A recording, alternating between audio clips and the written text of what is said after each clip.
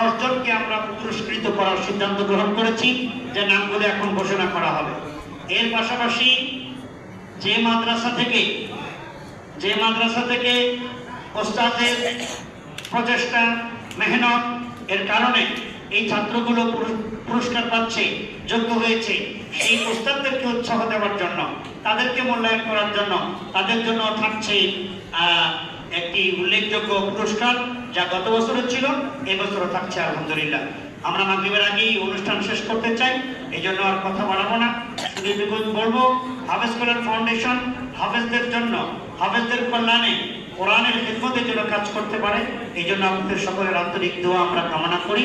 এই পর্যায়ে পুরস্কারের নাম ঘোষণা করার জন্য আমি আহ্বান জানাচ্ছি হাফেজ কল্যাণ ফাউন্ডেশনের সম্মানিত সেক্রেটারি জনাব হাফেজ আব্দুল হান্নান সাহেব। আমি সর্বপ্রথম পাস করা গ্রুপের প্রথম বিজয়ীর নাম ঘোষণা করছি মুআজ বিন ওয়াসিম, কুসুমদিয়া মাদ্রাসা।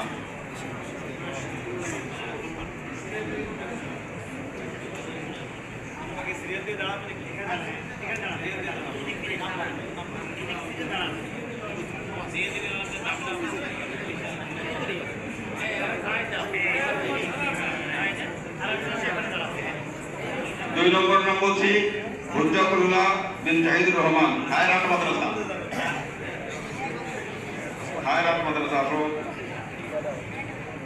তিন নম্বর স্থান অধিকার করছে মোহাম্মদ আলী বিন মিন্টুমুল্লাহ, পুনা মার্কাজুল উলুম মাদ্রাসা।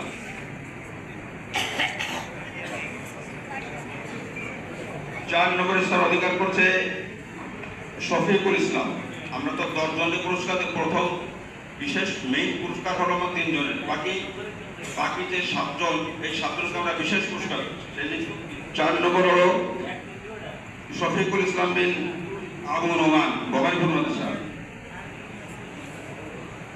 5 নম্বর আব্দুল্লাহ বিন হিমায়তুদ্দিন, সালমান ফার্সি মাদ্রাসা। আব্দুল্লাহ ফাহিম,